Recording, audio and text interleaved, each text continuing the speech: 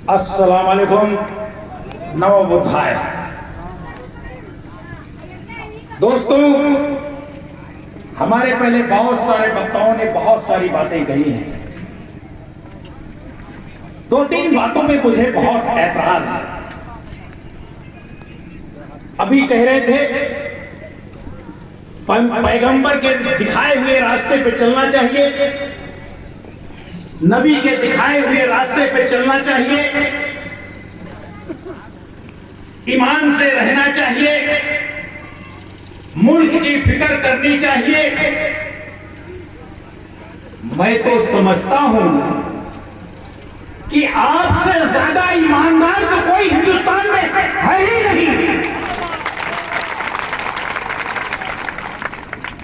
आप कहां बेईमान है भाई? दिन भर आप मेहनत करते हैं, अल्लाह का 5 वक्त नाम लेते हैं, ईमान से चलने का रास्ता ढूंढते हैं। ये बेईमान कहता कौन है आपको, ये समझने की जरूरत है। बेईमान आपको वो कहता है जो बलात्कारियों को संस्कारी कहता है, वो आपको बेईमान कहता है। जो कठुआ में 7 साल की बच्ची के साथ रेप होने के साथ तिरंगा झंडा लेकर के भारत माता और जय श्री राम के नारे लगाता है, वो आपको देशद्रोही कहता है। हम तो कहते हैं कि आप देशभक्त हैं। आप अब्दुल कलाम की संतान हैं, आप अब्दुल हमीद की संतान हैं, आप मौलाना आजाद की संतान हैं। आप बेईमान हो ही नहीं सकते।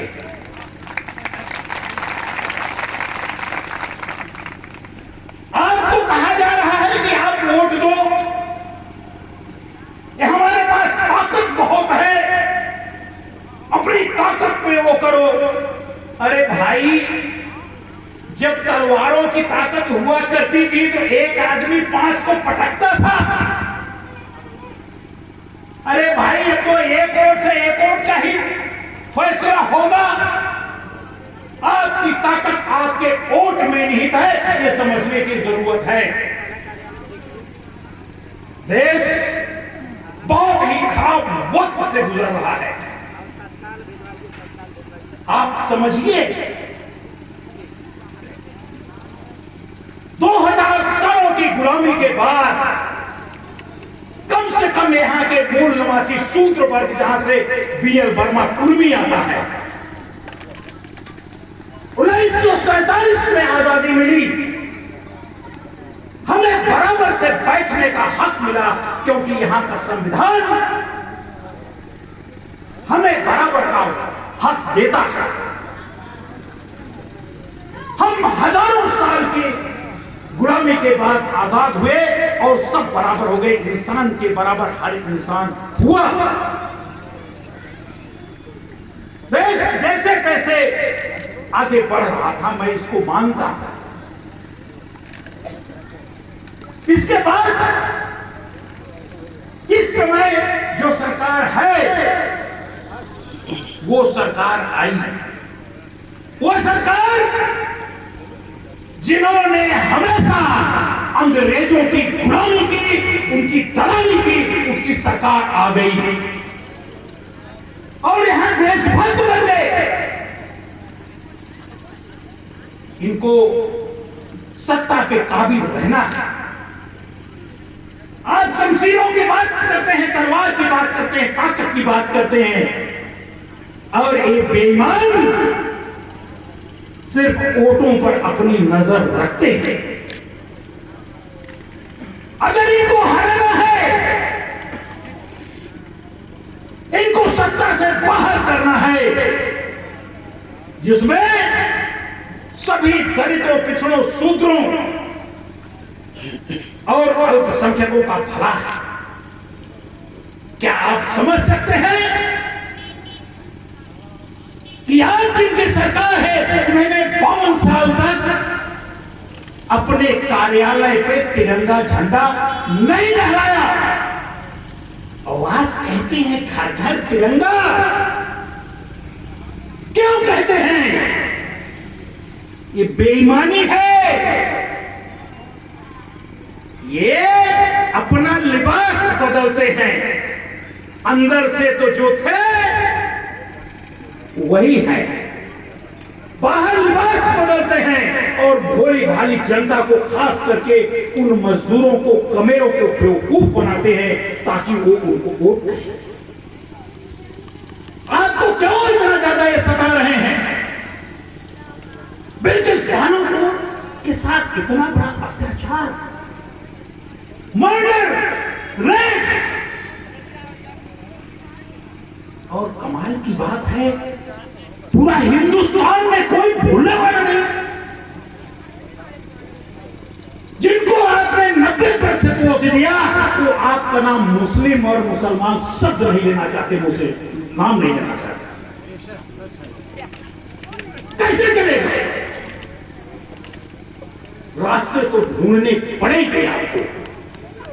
और ये दिमाग का खेल है, ये ताकत का खेल नहीं है दोस्तों। हमारे बड़े भाई आदरणीय पीस पार्टी के राष्ट्रीय अध्यक्ष अयूब साहब बैठे हैं। मैं उनके पास बैठता हूं, बहुत कुछ सीखता हूं। मैं कहता हूं भैया, ये तो हर जगह बेईमानी करते हैं, कैसे निपटा जाए? आपको निपटना कैसे पड़ेगा, इस पर विचार करने की जरूरत है। आप कहीं गलत नहीं है, लेकिन इनकी बाहर करने की तरकीब आपको ढूंढनी पड़ेगी। आपसे ज्यादा खतरा किसान पार्टी को है, शूद्रों को है, जो जिसकी नुमाइंदगी ये करता, उनकी परेशानी बहुत ज्यादा है। ऐसा मत समझिए आप ही परेशान है। क्यों? क्योंकि देश में जो कुछ था, हमारा संविधान ही था, और आज संविधान की वो धज्जियां उड़ाई जा रही है कि अगर दिल्ली से फोन आ गया तो चीफ जस्टिस तुरंत उसको मौका देगा और उसको छोड़ देगा। आपने चाहे वो जिसके बारे में आप बात करें, बहुत सारे पत्रकारों की बात करी, और जिसकी भी बात करें, जिनको ये चाहते हैं उस दिन उसकी सुनवाई हो जाएगी और वो छोड़ दिया जाएगा। और एक बुजुर्ग 90 साल का बेचारा पानी नहीं पी सकता, उसका नंबर नहीं आएगा। सुप्रीम कोर्ट उसको नंबर नहीं देगा कि उसकी सुनवाई हो। सुनवाई उसी की होगी जिसको दिल्ली कहेगी। अगर आपके साथ बेइंसाफी हो रही है तो आप जाओगे कहां? वो देखो ना, उम्र कैद तो हुई थी, छोड़ दिया। क्योंकि दिल्ली ने कहा इनको छोड़ना है, उन्होंने छोड़ दिया। सीबीआई इनके पास, ईडी इनके पास, न्यायालय इनके पास, इलेक्शन कमीशन इनके पास, सबको बेईमान बना डाला है। लड़ना है, कोई रास्ता नहीं है। अगर आज नहीं समझे, 2024 में उठाकर इनको बाहर नहीं फेंका तो समझ लिए गए हजारों साल के लिए, फिर हम सर नहीं उठा पाएंगे भाई। होगा कैसे? बड़ी परेशानियां हैं, गर्मी परेशान है, लंबा नहीं बोलूंगा। होगा कैसे? मैं अपने तमाम वक्ताओं को समेत तमाम बुद्धिजीवियों को से मैं गुजारिश करता हूं, दोस्तों, हमें वो कुछ करना है जिससे ये सत्ता से बाहर हो जाए। उसका एक ही रास्ता है कि आप वोट की संख्या बढ़ाएं। आप कहते हैं 2008 से 12 तक पीस पार्टी बहुत अच्छी नहीं आ रही, आप वोट क्यों नहीं देते? क्या डॉक्टर अयूब साहब बुरे हो गए? ऐसा नहीं है। डॉक्टर अयूब साहब को तो दलित, पिछड़ा और अल्पसंख्यक सब उनको अच्छा कहता है, सभी नेता मानता है, इनको नहीं मालूम होगा, हमको मालूम है, हम तो हर जगह जा रहे हैं, गांव गांव बात कर रहे हैं। लेकिन कुछ गड़बड़ हो गई है, जितते नहीं। अब जितते नहीं तो जितावा कैसे जाए? एक बार सोचो ना, 20% वोट है आपके पास, और जो लोग आपकी बात नहीं करते, आपका जवान पर नहीं लाते, पहले तो उनका परित्याग कर दीजिए यहां से, उनको वोट नहीं करें। वोटवा देवे कहां?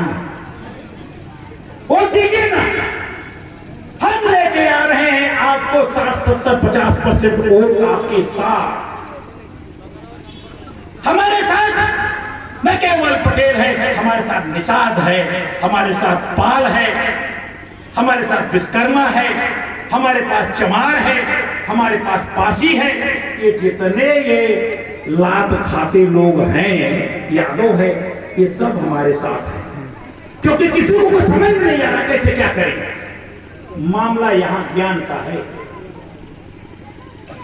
और अब हो गया शुरू। क्या अखिलेश को आपको वोट नहीं चाहिए? खूब चाहिए, लेकिन फरसा वाला जो है मामला, फरसवा का डेरात है, फरसवा पलट के मारे। हमारे एक मिला कहा था, बहन जी कहा थी 100 फीट की मूर्ति बनाओ, कहा था कि 250 फीट की बनाओ। डेरात है, काहे डेरात है? माल बहुत कमाए, माल का यही कमाए? नहीं नहीं, सब कमाए। कोई इसमें मैं समझता हूं मोर और ले सब ने कमाया, लेकिन जो उनके खिलाफ बोलेगा वो जेल जाएगा। जो ईमानदारी का जिसका जिस्म है, जैसे हमारे बड़े भाई डॉक्टर अयूब साहब, जैसे BL वर्मा, कहां पकड़ो? कौन सा ईडी भेजबे? कौन CBI लगा हुआ है जो चोरी खरीदना, बदमाशी खरीदना है, एक पैसा पकड़ना। तो हम आपके सामने आवाज उठाने किसान पार्टी और पीस पार्टी मिलकर के इनको चुनौती देने के लिए आपके सामने हाजिर है, हाजिर है, हाजिर है। इंशाअल्लाह वक्त आ रहा है। हम बलरामपुर में आज 15 दिन से मेहनत कर रहे हैं। हमारे तरीके पटिया नहीं हो तो कमजोर न समझा। बहुत सारे लोग आए, लेकिन उतना ना आ पाए क्योंकि वे 15 दिन में बन ही आए पाए इस मामला। लेकिन मेरी बात जा रही है, मैं कह रहा हूं इनको बेदखल करना है, तो लोग कह रहे हैं कि हम आपके साथ हैं, डॉक्टर अयूब के साथ हैं। इसके अलावा आपके पास कोई रास्ता हो तो बताओ आप। हम डॉक्टर अयूब साहब, किसान पार्टी और पीस पार्टी, इस संविधान को लेकर के, इस बराबरी के हक को लेकर के, सामाजिक, आर्थिक और राजनीतिक न्याय को लेकर के देश के हर इंसान के आखिरी इंसान तक शासन की पहुंच बनाने के लिए कटिबद्ध है। हम दोनों भाई साथ चलेंगे। आप विश्वास बनाए रखिए। हम 50% लाते हैं, 20% आप जुड़ जाइए। हम दोनों एक हैं। जरूरी इसलिए है कि हिंदुस्तान है, यहां पे इतना जातियों में बांटा कि एक जने के गरियों पर दूसरे कोट मिल जाए। अब एक उन्हें जाना था कि जितना तो का हम प्रताड़ित करें उतना वोट मिल जाए। क्यों? आपसे आपके दुश्मन नहीं है। ये कोई जो किसान पार्टी के लोग बैठे पूछिए, ये सब उन्हीं के सताए हुए लोग हैं। आपने तो किसी सताया नहीं। आपके साथ रहना चाहते हैं अब आप उन्हीं के गोद में चले जाते हो, कहते हैं कि अब आप सोचते हो कि ये जो कुर्मी है ना, ये बहुत बड़ा हिंदूवादी है, इसमें हो हमका बुरा माना था। अरे वो आपको दिल से गले से लगाना चाहता है मेरे भाई, इसको कब समझोगे, समझ लो हम गले लगाने आए आपको। कोई आपसे हमारी आपकी लड़ाई एक है, हमारा आपका मुस्तकबिल एक है, हमारी आपकी विचारधारा एक है, हमारे आपको एक ही चीज तक पहुंचना है, जो आप चाहते हो वही मुझे चाहना है, वही मैं चाहता हूं। और मैं कहता हूं आइए बिल्कुल एक दूसरे पर विश्वास करते हुए आगे बढ़े। और हमारे पास एक बहुत ही अनुभवी, जिनकी तारीफ में मैंने कुछ शब्द नहीं बोला, एक आध घंटे लगेंगे, इतना समय भाई ने दिया नहीं है। हिंदुस्तान के इतने बड़े सर्जन हम लोग सीखते हैं। आइए सबसे दिल में जो प्यार है, जो मोहब्बत है जनता के लिए, उसको तो मैं जानता हूं ना। हम लोग साथ हैं और किसान पार्टी और भाई से मिलकर डॉक्टर अयूब साहब के साथ बैठ करके हम लोग प्लान करेंगे आने वाले 24 के इलेक्शन में, और जो भी इलेक्शन होगा हम साथ साथ चैलेंज करेंगे। यही एक मैं कहता हूं, किसी के पास कम से कम उत्तर प्रदेश में तो किसी के पास, मैं तो कहता हूं उसके बाहर भी, अगर ये दो ताकतें दिल खोल के मिल गई तो इनका सफाया हो जाएगा, बोहनी न हो, इनके बोहनी न हो। आप बलरामपुर में देख लिया, जोड़ लिया वोट, लेकिन एक दूसरे पर विश्वास कर पड़े ना भाई। तो भाई मैं कहता हूं अगर इनको बाहर करना है तो आइए मिलकर के एक बार हम लड़े और इनको बाहर करें। वक्त कम है और गर्मी बहुत ज्यादा है, आप 9 बजे से आगे बहुत वक्त लिया है मैंने, 10-15 मिनट हो गया। मैं अपनी बात को यहीं पे विराम देता हूं। आप सभी को बहुत बहुत धन्यवाद, बहुत बहुत शुक्रिया। लोकतंत्र जिंदाबाद जिंदाबाद जिंदाबाद।